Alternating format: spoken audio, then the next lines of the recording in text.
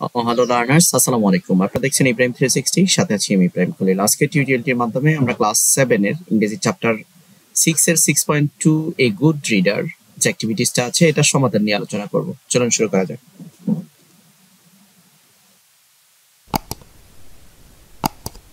প্রথমে আমরা ইনস্ট্রাকশনটা দেখে নিব। এখানে বলছে time to know some new words, read the word in column A and their meaning in column B. আমাদেরকে কলাম এ তে যে ওয়ার্ডগুলো আছে সেগুলোর মিনিং আছে কলাম বি তে। এই কাজটা আমরা পেয়ার বা গ্রুপে করতে বলছে। Ask another group or pair the meaning each word to check if you understand. এগুলো অলরেডি দেয়া আছে। এন্টিলোপ, এন্টিলোপ বলতে আমরা বুঝি a swift running deer like animals, দ্রুত গামী হরিণের মতো প্রাণী। রুমিনেন্ট, রুমিনেন্ট বলতে আমরা বুঝি an animal that brings back food from its stomach and seal. কিছু কিছু প্রাণী আছে যেগুলা আগে কিছু খাবার খেয়ে ফেলে, আবার সেগুলো আবার রিব্যাক করে এগুলা স্টমাক থেকে এনে আবার চর্বণ করে। ইট অ্যাগেইনস লাইক আ কাউ, যেটা আমরা কাউয়ের মতো দেখতে পাচ্ছি। এই ধরনের প্রাণীকে আমরা রুমিনেন্ট বলে থাকি। ইউরেশিয়া বলতে আমরা বুঝি যে এ combined continent consisting of both Europe and Asia, যেটা ইউরোপ এবং এশিয়াতে গঠিত বা সম্মিলিত দেশগুলোকে আমরা ইউরেশিয়া বলে থাকি। হর্ন বলতে আমরা কি বুঝি? ওয়ান অফ দ্য হার্ড বোন, যেটা বিভিন্ন এনিমেলের মাথায় থাকে।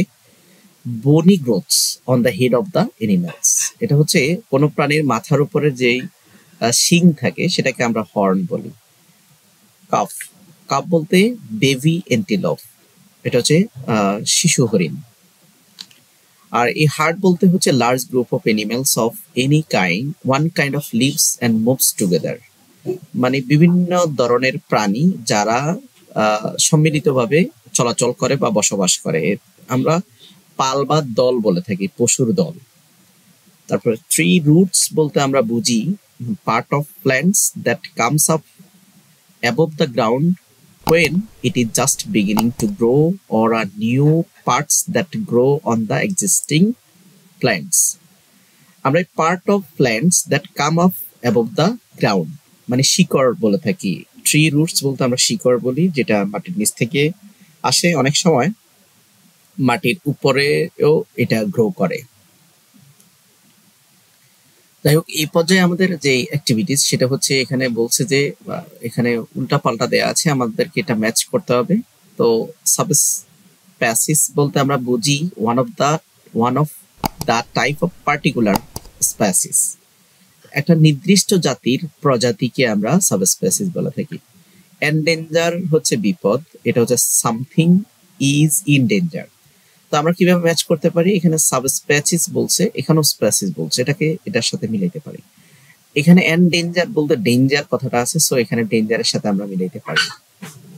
এক্সোটিক বলতে বহিরাগত, এটা very different, strange or unusual, এটা আমরা বলতে পারি। অথবা বইতে দেয়া আছে, যেটা দেয়া আছে এখানে এক্সাক্ট অ্যান্সার কিন্তু দেয়া নেই।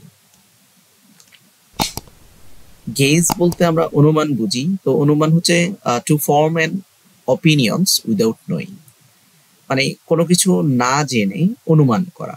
তারপরে প্রিডেটরস বলতে আমরা বুঝি an animals that lives mostly by killing.